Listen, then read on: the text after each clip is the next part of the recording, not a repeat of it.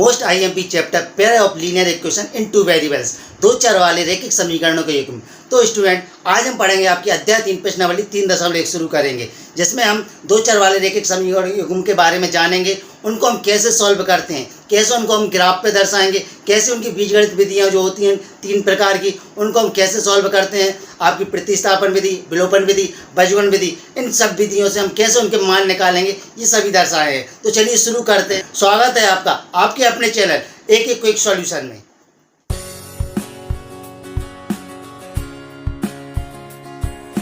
Pair of linear equation in two variables, दो चर वाले रैखिक समीकरण। तो स्टूडेंट, यहाँ पे हम दो चर वाले रैखिक समीकरण पढ़ेंगे। अब रैखिक समीकरण क्या होते हैं, उनके अंदर क्या होता है, तो समझते हैं। सबसे पहले शुरुआत करते हैं वेरिएबल्स। अब ये वेरिएबल्स क्या होते हैं, तो वेरिएबल्स स्टूडेंट गणित में हम जो मान लेते हैं कि जिसकी वैल्यू में माना कि राम की आयु x है, तो हम जो मान लेते हैं वही आपके वेरिएबल मतलब चर कहलाएंगे। जो x, y, s, t जो कुछ भी हम मान लेते हैं वो आपके चर कहलाएंगे। अब कितने प्रकार के, 2 प्रकार के। यहाँ हम 2 वेरिएबल्स की बात करें, मतलब 2 चर x, y, s, t, कोई भी 2 चर एक साथ चलेंगे, लेकिन किसके अंदर, इक्वेशन। अब इक्वेशन क्या मतलब समीकरण। समीकरण क्या ऐसे होंगे, जैसे आपका दायां पक्ष और बायां पक्ष बराबर होगा, वो आपके समीकरण कहलाएंगे। मतलब ऐसे समीकरण जिनका दाएं पक्ष और बाएं पक्ष हमको बराबर करना है या बराबर दिया हो, वो आपके क्या कहलाएंगे, इक्वेशन। अब इक्वेशन भी किस तरह के, लीनियर इक्वेशन। अब लीनियर इक्वेशन आपने 9th में पढ़े होंगे, एक घात वाले समीकरण या एक चर रेखा वाले समीकरण, रैखिक समीकरण। तो ऐसे समीकरण जिनकी अधिकतम घात कितनी हो, 1 हो, वो आपके क्या कहलाएंगे, रैखिक समीकरण कहलाएंगे। अब वो भी किस प्रकार के, 2 पेयर ऑफ मतलब जोड़े। तो स्टूडेंट, आपने 9th क्लास में पढ़े होंगे क्या, लीनियर इक्वेशन इन 2 वेरिएबल्स। जो आपने लीनियर इक्वेशन पढ़े होंगे वो एक ही समीकरण दिया था, लेकिन यहाँ पे पेयर दिए है, आपको जोड़े में दिए हैं। आपको दो समीकरण एक साथ दिए रहेंगे, उनमें आपको क्या रहेगा, दोनों आपके चर रहेंगे, एक से रहेंगे, एक्स वाई रहेंगे यदि, तो दोनों में एक्स वाई रहेगा। अब मैं आपको उदाहरण में समझाता हूँ। जैसे आपका पहला है 2x + 3y + 5 = 0। तो स्टूडेंट, यहाँ पे देखिए आपका दो चर वाले रैखिक समीकरण, मतलब 2 चर दिए हैं x और y, इनकी अधिकतम घात देखिए 1 है, मतलब आपके लीनियर इक्वेशन भी है। लीनियर कैसे, लीनियर इक्वेशन मतलब रैखिक समीकरण जिनकी अधिकतम घात 1 है और 2 चर हैं साथ में, ठीक है। अब पेयर की बात कर रहे हैं, पेयर मतलब जोड़ा, तो आपने मान के चलो एक समीकरण ये हो गया 4x + 6y + 8 = 0। देखा आपने, ये इक्वेशन इक्वल लगाया, बराबर लगाया, तो ये आपके समीकरण है दोनों, एक 2 चर वाले हैं आपके, ये 2 चर हो गए, मतलब 2 वेरिएबल्स। अब आपने कहा है लीनियर इक्वेशन, तो लीनियर का मतलब इनकी अधिकतम घात कितनी है, 1 है, यहाँ पर भी अधिकतम घात है 1 है। तो ये हो गए आपके, क्या हो गया, pair of linear equation in 2 variables, मतलब 2 चर वाले रैखिक समीकरणों के युग्म, 2 चर वाले रैखिक समीकरणों के जोड़े हो गए। अब स्टूडेंट, इनको समझने के लिए एक व्यापक समीकरण होता है ax + by + c = 0। आप कहेंगे कि ये दोनों के लिए होता है, हाँ ये दोनों के लिए रहेगा, लेकिन कैसे हो जाएगा, इसके लिए ये होगा तो इसके लिए ax + by + c = 0। अब इसमें आप सोच रहे हो कि दोनों तो एक से हैं, इनमें अलग क्या है। तो देखिए यार, हम पहले की जब बात करते हैं तो इसमें हम 1 लगा लेंगे। क्या लगा लेंगे, a1x, b1y और c1। और जब दूसरे की बात करते हैं तो यहाँ पे हम 2 लगा लेंगे, मतलब a2x, b2y और +c2। तो अब आप पहले की बात करेंगे, जैसे ax1 करें, a1x करें तो आपको पहले समीकरण की बात चलेगी। आपका हम जैसे b2y करें तो आपके दूसरे समीकरण की बात चलेगी। तो ये होगा आपके जोड़े। अब स्टूडेंट, इसमें समझने के लिए और क्या, आप ये समझिएगा, इसके लिए ये चलेगा, इसके लिए ये चलेगा। अब जहाँ पर हमें x, y के मान आपको निकालने होंगे, ये आपके चर रहेंगे, क्या रहेंगे, चर, इनके मान आपको निकालने हैं। और a1, b1, c1 और a2, b2, c2 ये आपके क्या रहेंगे, संख्या रहेगी, आपके नंबर, जिनके मान को दिए रहेंगे। आपको x और y के मान निकाल कर यहाँ रखना है, पुट करना है, तो आपके समीकरण सॉल्व हो जाएंगे। तो चलिए शुरू करते हैं हम आपकी 3.1। जो स्टूडेंट, आपका पहला सवाल है, आफ्ताब अपनी पुत्री से कहता है, अब क्या कहता है सुनिए, 7 वर्ष पूर्व मैं तुमसे 7 गुनी आयु का था। मतलब जो आफ्ताब है वो अपनी पुत्री से 7 वर्ष पहले, मतलब पहले हम पीछे जाएंगे, 7 वर्ष पूर्व में तुमसे 7 गुनी आयु का था। अब से 3 वर्ष बाद, मतलब वर्तमान से 3 वर्ष बाद मैं तुमसे केवल 3 गुनी आयु का रह जाऊंगा। इस स्थिति को अपने बीजगणित और ग्राफीय रूप में व्यक्त करना है अपन को। तो चलिए सबसे पहले जो दिया है उसी को लेके चलते हैं। आफ्ताब अपनी पुत्री से कहता है, क्या कहता है, कि 7 वर्ष पूर्व मैं तुमसे 7 गुनी आयु का था।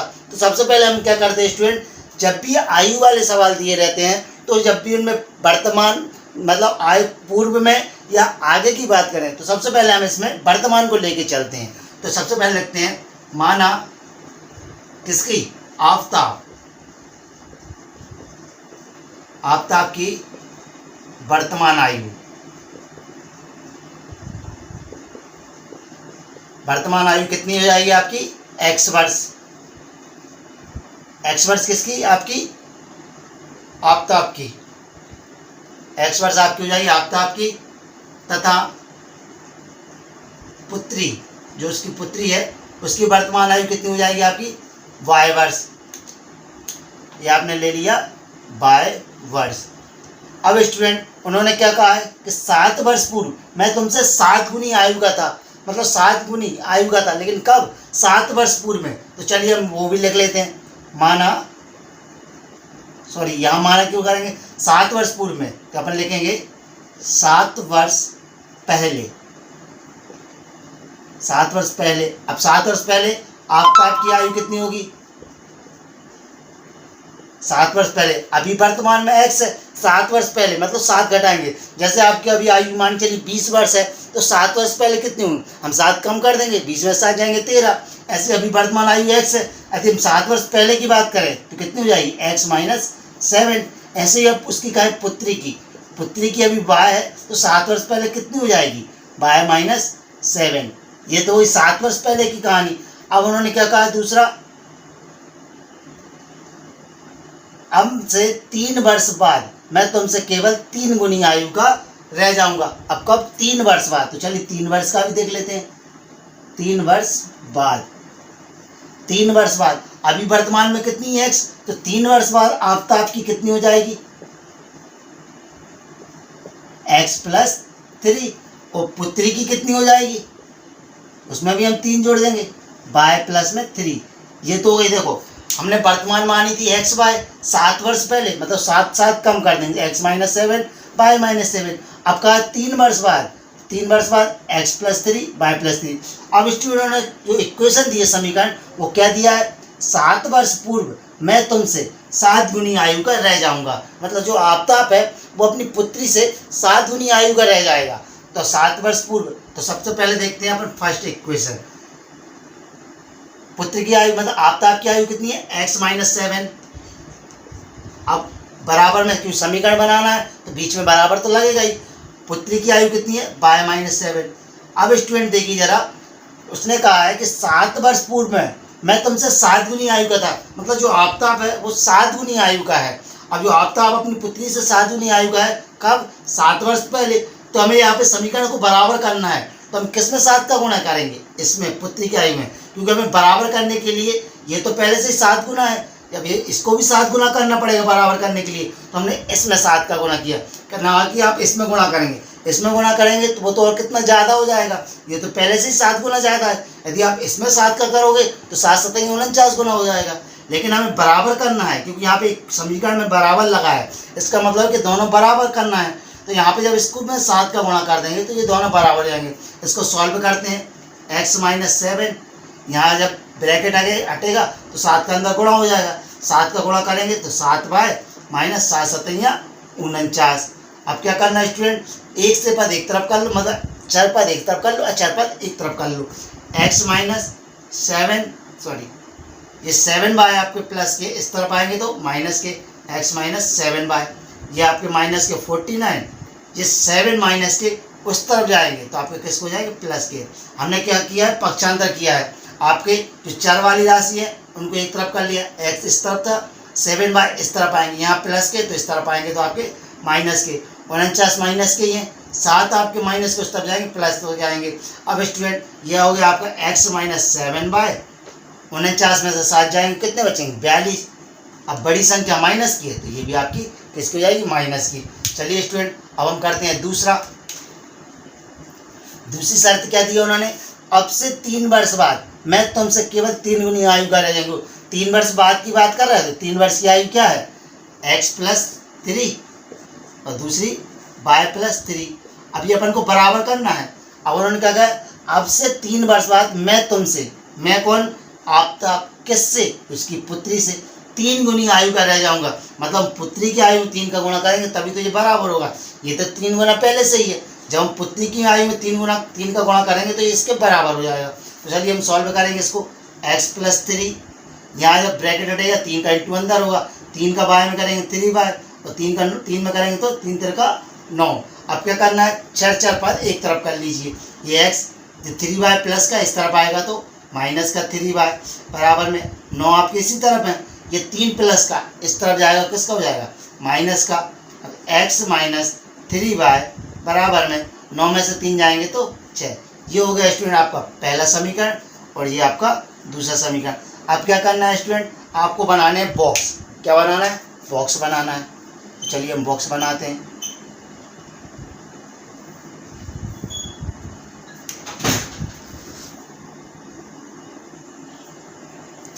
तो स्टूडेंट अब आपको यहाँ पे बॉक्स बनाना है। बॉक्स किस लिए, इन समीकरणों में मान रखेंगे, एक्स वाई के हम मान निकालेंगे। तो चलिए बनाते हैं हम। ये आपका x, ये आपका y। सबसे पहले हम किस समीकरण के लिए, पहले समीकरण के लिए कर रहे हैं। अब स्टूडेंट हमने यहाँ पे ग्राफ में देखिए जरा 1 से लेकर 8 तक इस तरफ के प्लस के रखें, इस तरफ के माइनस। ये आपका x होता है, ये आपका माइनस x, ऊपर आपका y, नीचे वाला माइनस y। इस तरह ऊपर जाएंगे तो प्लस में और इस तरह नीचे आएंगे तो माइनस में। ये आपका क्या होता है y, ये आपका माइनस y, ये आपका x और ये आपका माइनस x। तो स्टूडेंट हमने यहाँ पे वैल्यू रखी है 1 से लेकर 8 तक। यहाँ -1 से 8, यहाँ 1 से, तो हमें यहाँ पे मान जो रखना है एक्स वाई किस तरीके से निकालना है कि आपके 1 से 8 तक आ जाए। क्योंकि यहाँ पे ग्राफ हम बड़ा कर सकते हैं, तो बड़ा जाएगा तो बोर्ड से बाहर चला जाएगा।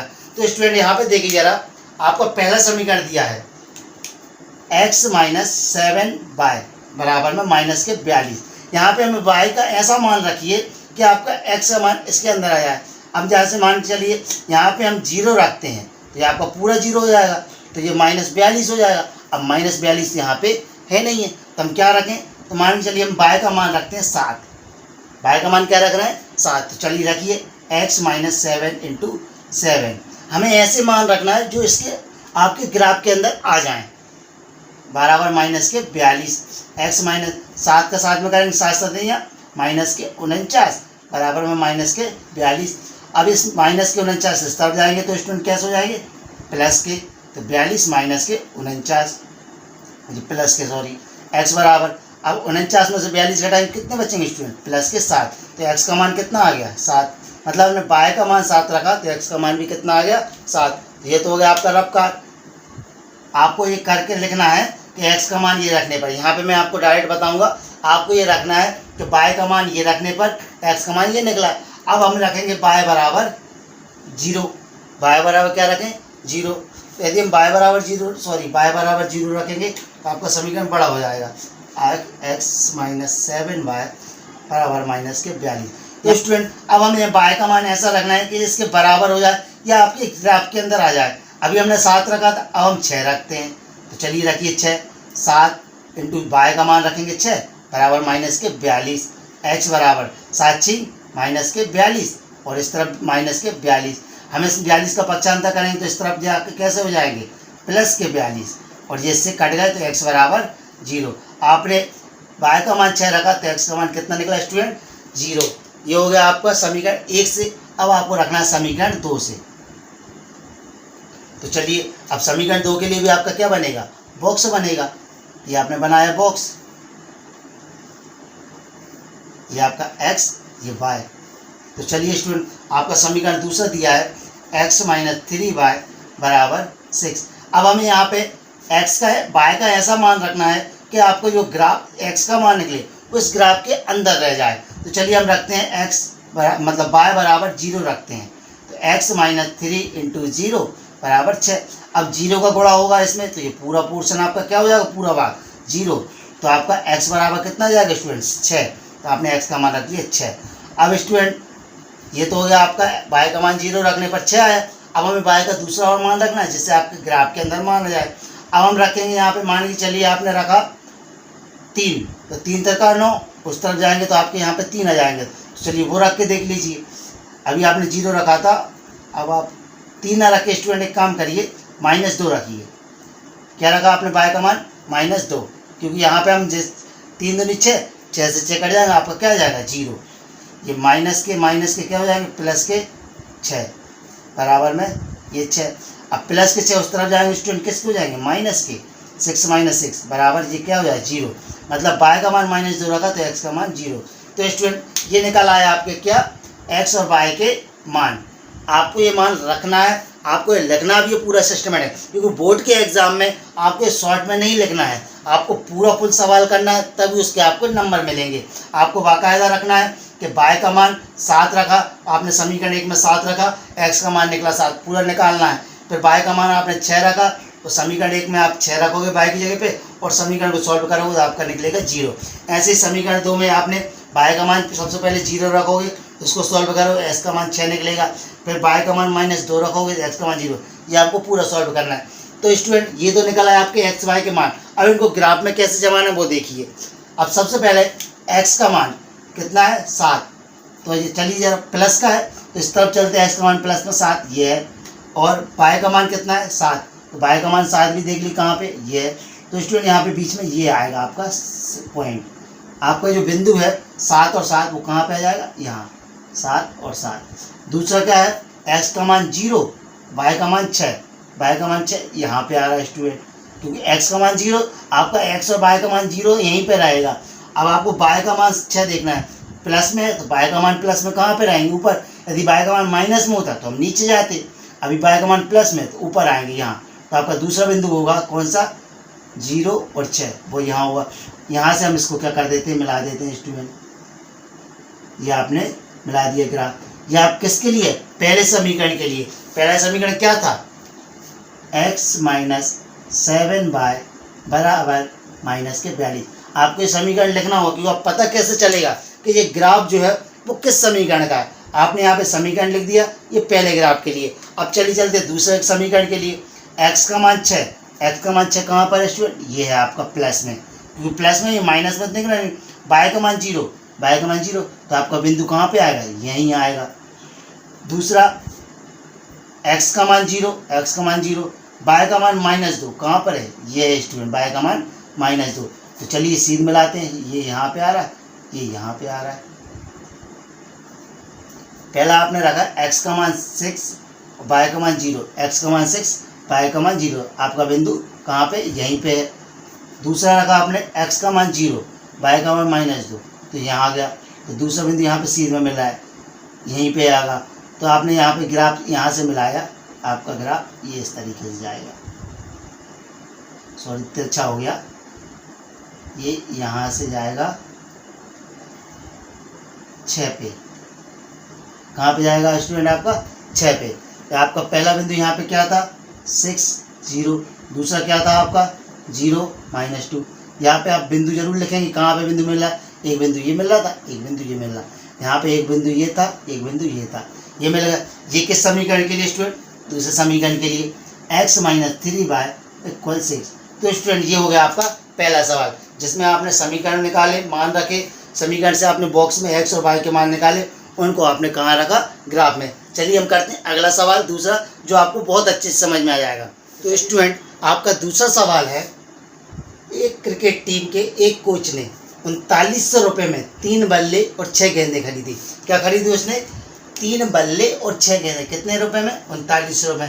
तथा बाद में उसने उसी प्रकार का एक बल्ला और 3 गेंदें 1300 रुपये में खरीदी। तो हमें इस स्थिति को बीजगणित तथा ग्राफी विधि में बताना है। तो सबसे पहले स्टूडेंट उन्होंने क्या दिया है, एक कोच ने 3900 रुपये में क्या खरीदे 3 बल्ले और 6 गेंदें। तो सबसे पहले हमें एक बल्ला और एक गेंद की कीमत पता होनी चाहिए। सबसे पहले हम लिख लो, माना एक बल्ले का मूल्य कितना x रुपये, कितना है स्टूडेंट x रुपये, तथा एक गेंद का मूल्य कितना मान लें 12 रुपये। हमने एक बल्ले का x मान लिया और एक गेंद का मूल्य 12 मान लिया। अब उसने कितने बल्ले खरीदे 3 बल्ले, एक बल्ले का 1x, 2 बल्ले का 2x, इसी तरह 3 बल्ले का 3x और एक गेंद का y, तो 6 गेंद का 6y। अब जब उसने 3 बल्ले और 6 गेंदें खरीदी तो कितने रुपए दिए दुकानदार को? 3900 रुपये। तो ये दिए 3900 रुपये। तो समीकरण आपका 1 हो गया। लेकिन बाद में उसने क्या किया, 1 बल्ला और खरीदा और 3 गेंदें खरीदी, कितने रुपए में? 1300। तो स्टूडेंट जरा पहले यहाँ समझ लीजिए, आपका 3x + 6y बराबर 3900 बना है। ये समीकरण थोड़ा बड़ा जा रहा है, तो इसको छोटा करने के लिए एक तरीका है। जरा ये देखिए, तीनों जो पद हैं उनमें ऐसी कौन सी संख्या जिससे हम भाग देने पर आपका समीकरण छोटा हो जाए। हमें भाग सिर्फ एक ही संख्या से देना है, लेकिन वो तीनों में जाना चाहिए। यहाँ देखिए 3 है, यहाँ 6 है, यहाँ 3900 है। तो देखो जरा, इसमें भी 3 का भाग जा रहा है, इसमें भी जा रहा है और इसमें भी आ रहा है। तो मतलब हम तीनों समीकरण में 3 से भाग देकर समीकरण कर लेते हैं छोटा। तो जरा दीजिए, 3 से भाग देंगे, 3 एकम 3 कट जाएगा, तो अकेला क्या बचेगा? x। यहाँ पे हम 3 से भाग देंगे, 3 दूनी 6, 2 बचेंगे तो 2y। यहाँ पे 3 से भाग दीजिए, 3 एकम 3, 3 तेरका 9 और डबल 0। ये आ गया आपका समीकरण 1, जो थोड़ा छोटा हो गया। अब स्टूडेंट उन्होंने कहा है 1 बल्ला और 3 गेंदें और खरीद रहा है। एक बल्ले का मूल्य कितना है? 100 रुपये। ये x हो गया। प्लस में कितनी गेंद है? 3 गेंद है। अब एक गेंद का मूल्य बाय, तो 3 गेंद का 3 बाय बराबर में कितने? 1300 रुपये देता है। ये समीकरण आपका 2। ये छोटा नहीं होगा क्योंकि यहाँ पर कितना है? 1x है, ये 3y है, ये किसी से नहीं कटेंगे, तो आपका ये समीकरण ऐसा ही रहेगा। तो ये हो गया स्टूडेंट आपके समीकरण 1 और 2। अब आपको क्या करना है? बॉक्स बनाना है। तो चलिए बॉक्स बनाते हैं हम। चलिए यहाँ बना लेते हैं। ये आपका सबसे पहले समीकरण के लिए, किसके समीकरण के लिए? पहले x और ये y। हमें x और y के कम से कम 2 मान निकालने होंगे। यह होगा आपका पहले समीकरण के लिए और यहाँ निकालेंगे हम दूसरे समीकरण के लिए। ये x और ये y, हम यहाँ पे x और y के मान निकालेंगे। तो स्टूडेंट यहाँ पे देखिए जरा, पहला समीकरण x + 2y बराबर में 1300। मतलब आपको यहाँ x और y के कुछ ऐसे मान रखना है जिससे आपको इसके मान निकाल आए। मतलब y का मान ऐसा रखिए कि आपका x का मान इस समीकरण में, इस ग्राफ के अंदर जाए। यहाँ पे हमने ग्राफ कितने 200 से लेके 1000 तक लिया। यहाँ -200 से -1000, यहाँ 200 से 1000, यहाँ 200 से -1000। क्योंकि आपकी संख्याएं बड़ी हैं तो हमने ग्राफ भी कैसे अंकों में लिए? बड़े अंकों में लिए हैं। तो चलिए मान रखते हैं हम समीकरण 1 से चलते हैं। सबसे पहले x बराबर, मतलब x का मान निकालना है, तो y का मान आप कुछ ऐसा रखिए कि आप इसमें से इसको काट सके, x का मान निकाल। तो स्टूडेंट यहाँ पे हम y का मान ऐसा रखते हैं, x प्लस में 2y दिया है, मान चलिए y का मान हम रख लेते हैं 600। कितना रखते हैं स्टूडेंट? 600 रखते हैं, बराबर में ये आपका 1300। आप कौन से समीकरण की बात कर रहे हैं? समीकरण आप 1 से लेके चल रहे हैं। कौन सा? पहला, x + 2y बराबर 1300। यहाँ y का मान हमने क्या रखा है स्टूडेंट? 600। आपको ये लिखना है यहाँ पे कि समीकरण 1 में y बराबर 600 रखने पर, जब समीकरण 1 में y बराबर 600 रखोगे तो आप x का मान निकलेगा। जरा निकालिए, x प्लस में 600 के दुगने करेंगे, 600 दूनी कितने होते हैं? 1200 बराबर में 1300। अब 1200 का पक्षांतर होगा, प्लस के इस तरफ जाएंगे तो किसके हो जाएंगे? माइनस के। तो 1300 माइनस के 1200। अब 1300 से 1200 का कितने बचे स्टूडेंट? 100। मतलब x का मान कितना आ गया? 100। जब आप y का मान 600 रखते हो, क्या रखते हो? 600। y का मान आपने रखा 600, तो x का मान कितना निकला? 100। ये तो हो गया समीकरण 1 से। अब आपको समीकरण 1 में एक और मान रखना है, क्योंकि अब हमने कितने बॉक्स बनाए? 2 बॉक्स बनाए। तो चलिए यार, अब हम y का मान कुछ ऐसा रखते हैं कि आपके इसके बराबर का हो जाए। तो जरा रखिए स्टूडेंट, अभी हमने यहाँ पे 600 रखा था, अब हम रखते हैं यहाँ पे y का मान 500। 500 रखेंगे तो जरा गुणा करिए, प्लस 500 के दुगने कितने हो जाएंगे? 1000 बराबर में 1300। हम 1000 का पक्षांतर करेंगे, 1000 प्लस को उस तरफ जाएंगे तो किसके हो जाएंगे? माइनस के। 1300 माइनस 1000। अब 1300 में से 1000 गए, कितने बचे स्टूडेंट? 300। 1300 में से 1000 गए, कितने बचे? 300। यहाँ हमने y का मान कितना रखा था? 500। y का मान आपने 500 रखा है जब, तो x का मान कितना निकला है? 300। बस ये हो गया आपका समीकरण 1। अब आपको रखना है समीकरण 2। तो चलिए हम समीकरण 2 पे रखते हैं। आपका समीकरण 2 है x + 3y बराबर में 1300। x प्लस में 3y बराबर 1300। यहाँ पे हमें y का मान रखना है। y का मान कितना रखें स्टूडेंट? कि आप इसमें से 1300 घटा दें और x का मान आपके इस ग्राफ के अंदर आ जाए। आप यहाँ पे मान चलिए 300 रखते हैं, बाय का मान कितना रखते हैं 300। चलिए रखिए बाय का मान 300, ये आपने रखा 300 बराबर में 1300। 300 के जब हम 3 गुना करेंगे, 300 में 3 का गुणा करेंगे, 3 3 का 9, कितने होगा स्टूडेंट 900 बराबर में 1300। अब क्या करना है, एक्स का मान निकालना है। 995 करेंगे उस तरफ जाएंगे, 1300 माइनस 900, 1300 में से 900 का कितने बचे स्टूडेंट 400। तो आपने रखा क्या, एक्स का मान 300, सॉरी बाय का मान 300 रखा आपने, यहाँ बाय का मान 300 रखा तो एक्स का मान कितना निकला 400। चलिए अब आप रखते हैं यहाँ पे कुछ और मान। अब आप यहाँ पे 400 रखिए, यहाँ पे कुछ 100 रख लीजिए। आप यहाँ पे 100 रखेंगे तो आपका ज़्यादा हो जाएगा। 200 रखिए स्टूडेंट। चलिए तो स्टूडेंट यहाँ पे अब आप पाए का मान 200 रख लीजिए।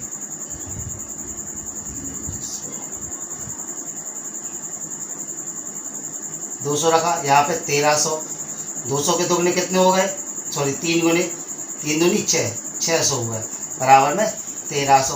अब आपको निकालना है एक्स का मान। 600 का पक्षांतर कीजिए, इस तरफ जाएंगे किसको जाएंगे माइनस के, 1300 माइनस 600। अब आपने 1300 में 600 का कितने बचेंगे स्टूडेंट 700, कितने बचे 700। तो आपने जब बाय का मान 200 रखा, बाय का मान 200 रखा तो एक्स का मान कितना निकला 700। तो चलिए स्टूडेंट ये तो हो गया आपकी क्या एक्स और बाय के मान, जो आपको पूरे रख कर निकालना है। आपको हर समीकरण में बाय बराबर 200 रखेंगे तो एक्स का मान ऐसे निकाल के ये आपको पूरा फेयर करना है। ये आपके निकला एक्स बाय का मान। अब इन एक्स बाय को हमको कहाँ पे रखना है स्टूडेंट, इस ग्राफ में। तो चलिए हम रखते हैं इस ग्राफ में। सबसे पहला है एक्स बराबर 100 और बाय बराबर 600। तो चलिए स्टूडेंट यहाँ पे एक्स का मान 100 देखते हैं। ये तो हो गया आपका 200, 200 के बीच में यहाँ पे बीच में हो जाएगा आपका 100।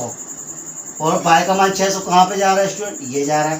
तो आपका लगभग यहाँ आ जाएगा, ये आपका 600, ये यहाँ आ गया मान। चलिए ये आपका बीच में यहाँ, ये आपका 100 और 600, एक बिंदु आपका ये हो गया। दूसरा एक्स बराबर 300, एक्स बराबर 300 कहाँ होगा, ये 200 है, 4 से बीच में हो जाएगा आपका ये 300। तो बाय बराबर कहाँ है 500, तो 400 ये 600 ये 400, इसके बीच में हो जाएगा ये आपका 500। तो आपका एक बिंदु ये हो जाएगा, पहला बिंदु ये हो जाएगा। पहला ये दिया है कितना है 100 और 600, और दूसरा बिंदु ये है 300 और 500। तो चलिए ये यहाँ से यहाँ जाएगा, ये ग्राफ आपका इस तरीके से ये मिल जाएगा। अब स्टूडेंट देखिए दूसरा एक्स का मान क्या है 400, ये हो गया आपका 400। अब क्या है बाय का मान 300, बाय का मान 300 कहाँ जाएगा, ये 400 ये 200, इसके बीच में ये आ गया 400 और बीच में यहाँ आपका स्टूडेंट यहाँ आ जाएगा। ये कौन सा बिंदु है 400 और 300। अब दूसरा एक्स का मान 700, ये आपका 600 ये 800, तो इसके बीच में जाएगा आपका 700। और बाय का मान 200, बाय का मान 200 कहाँ है, ये है स्टूडेंट। तो यहाँ से इस तरीके से ये ग्राफ मिल जाएगा। इस पे देखिए यार ये एक दूसरे को यहाँ पे काटेंगे। आपका पहला आपको उससे कुछ लेना देना नहीं है कि कौन सा बिंदु कहाँ काट रहा है। इसको मैं ज़रा ठीक से और मिला देता हूँ। ये इस तरीके से यहाँ से ये जाएगा यहाँ, और ये यहाँ से यहाँ जाएगा, और ये इसको यहाँ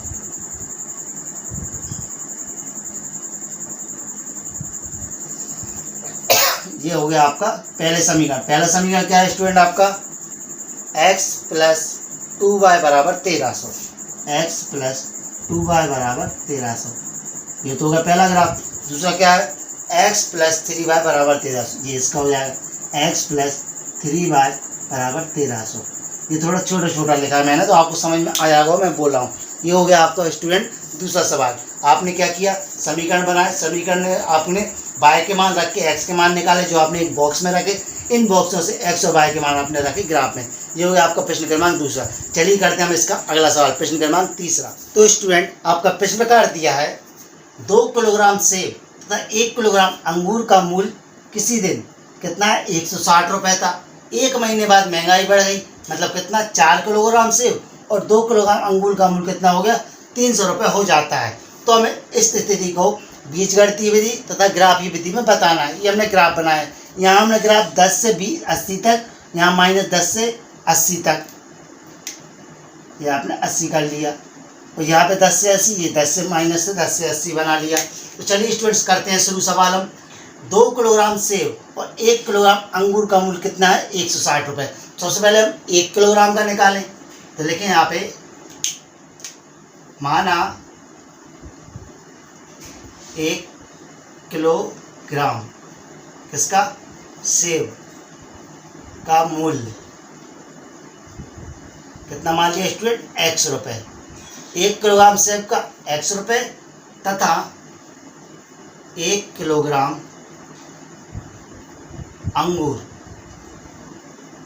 का मूल्य कितना हो गया? 22 रुपये। आपने 1 किलोग्राम x का मूल्य मतलब 1 किलोग्राम सेब का मूल्य x रुपये, 1 किलोग्राम अंगूर का मूल्य 22 रुपये। तो यहाँ पे कितने किलोग्राम सेब हैं? 2 किलोग्राम। 1 किलोग्राम के x तो 2 किलोग्राम के 2 बार, तो पहली स्टेप क्या दी है? 1 किलोग्राम के x हैं तो 2 किलोग्राम के 2x हो गए। प्लस में अंगूर कितने? 1 किलोग्राम, तो 1 किलोग्राम के कितने हैं? 22। बराबर में कितने रुपए के थे दोनों? 160 के। ये आपका समीकरण 1 हो गया। अब इन्होंने दिया है दूसरा, 1 महीने बाद 4 किलोग्राम। सेकंड समीकरण क्या दिया है? 1 महीने बाद 4 किलोग्राम सेब। 1 किलोग्राम सेब का मूल्य x, तो 4 किलोग्राम का 4x, ऐसे 1 का x, 2 का 2x, 3 का 3x, तो 4 किलोग्राम का 4x। प्लस में 2 किलोग्राम अंगूर, 1 किलोग्राम अंगूर का y, तो 2 किलोग्राम अंगूर का 2y, बराबर में कितना? 300। अब स्टूडेंट ये देखिए जरा, ये समीकरण आपको थोड़ा छोटा हो जाएगा। ये 4 है, ये आपका 2 है, ये 3 है, मतलब तीनों सम संख्या है और ये 2 से डिवाइड हो रही है, तो 2 से डिवाइड कर दीजिए। यहाँ 2 से बाहर लगाएंगे, 2 दूनी 4 मतलब 2x, प्लस में 2 1 कम 2 कट जाएगा तो बचेगा 5। यहाँ हम 150 में 2 का भाग लगाएंगे कितना हो जाएगा? मतलब 300 में 2 का भाग लगाएंगे तो आपका जाएगा 150। ये समीकरण 2 हो गया। तो स्टूडेंट ये निकला है आपका समीकरण 1, समीकरण 2। अब आपको क्या करना है?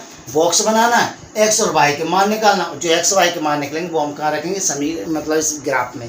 तो चलिए जरा हम करते हैं। सबसे पहले ग्राफ बॉक्स बना लेते हैं। ये आपका पहले समीकरण के लिए होगा, यहाँ पे हम x और y के मान निकालेंगे, और ये आपका दूसरे समीकरण के लिए होगा, यहाँ पे x के मान निकालेंगे और y के मान निकालेंगे। तो चलिए जरा करते हैं। सबसे पहले आपका समीकरण 1 लेते हैं। समीकरण 1 क्या है? 2x प्लस में y बराबर में 1600। यहाँ पे स्टूडेंट y का ऐसा मान रखना है कि अपन जब उसका पक्षांतर करें तो इसमें से कट जाए और आपका इस 2 से भाग देने पर आपका आंसर वो निकल आए। तो आपका इसके अंतर्गत है, सॉरी ये 1600 नहीं 160 है। तो y का मान क्या रखें स्टूडेंट कि इसमें से पूरा कट जाए और आपको उसके अंतर्गत है। तो y का मान रख लेते हैं, मान के चलिए 60। y का मान क्या रखते हैं? 60। तो रखिए जरा y का मान 60। 2x प्लस में 60 बराबर में 160। अब 60 प्लस के पक्षांतर करेंगे तो इस तरफ किसके हो जाएंगे? माइनस के। तो 2x बराबर 160 माइनस के 60। अब 2x में से स्टूडेंट जब 60 घटाएंगे कितने बचेंगे? 100 बचेंगे।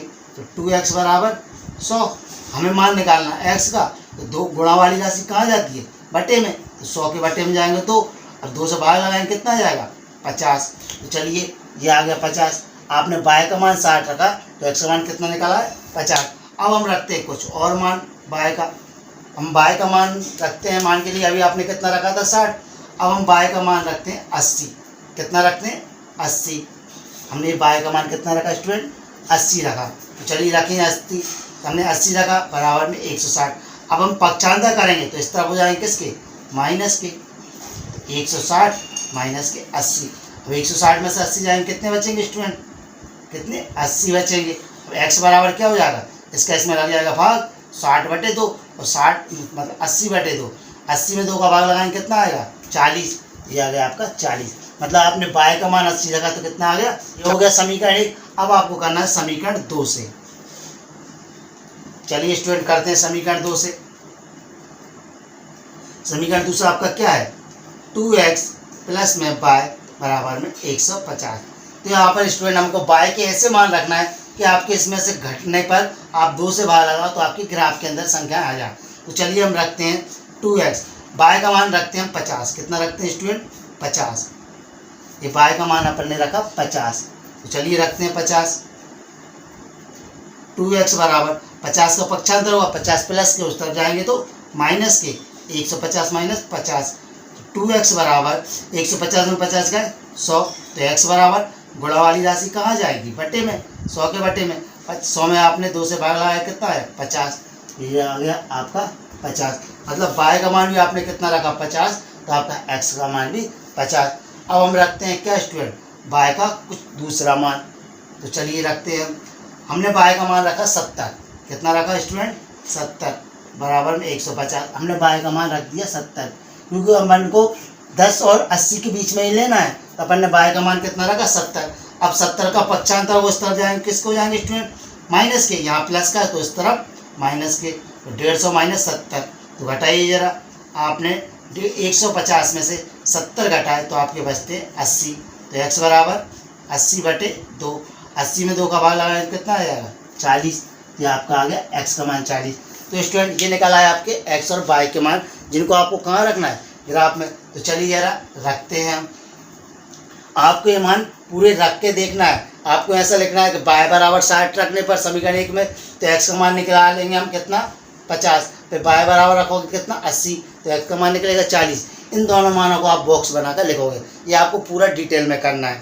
तो चलिए जरा अब हम इसमें ग्राफ में जमाते हैं। x का मान 50 प्लस का है तो प्लस में ही जाएंगे, x का मान ये हो गया 50, y का मान 60, y का मान 60 कहाँ है, तो स्टूडेंट आपका बिंदु यहाँ मिलेगा, कहाँ मिलेगा, ये इसकी सीध में। पहला बिंदु क्या है आपका 50 और 60, ये आपका यहाँ मिल रहा है। दूसरा है x का मान 40, ये है, और y का मान 80, ये है। x का मान 40, y का मान 80 यहाँ मिल रहा है। ये 40 और 80 में कौन सा बिंदु है, 40 और 80, ये मिल गया। मतलब इसको अपन यहाँ लिख लेते हैं 50 और 60, ये यहाँ पे, तो इसको अपन ऐसे ग्राफ नीचे ले जाते हैं।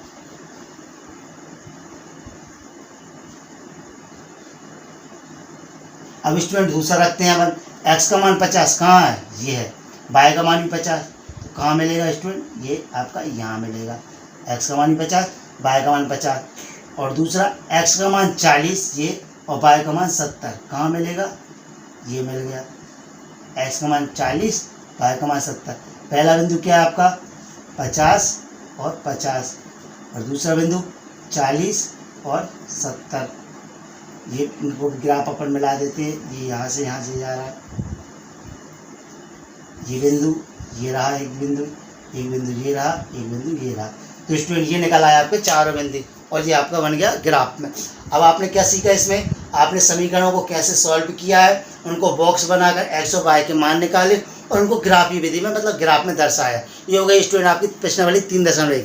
मैं आशा करता हूँ आपको ये समझ में आए होंगे। आप एक बार वीडियो को दोबारा डबल से देखें और आखिर तक देखें, आपको 100% समझ में आ जाएगा। और वीडियो यदि आपको अच्छी लगती है तो लाइक और शेयर जरूर करें। चलिए मिलते हैं हम अगली प्रश्नावली में, अगली वीडियो में। धन्यवाद।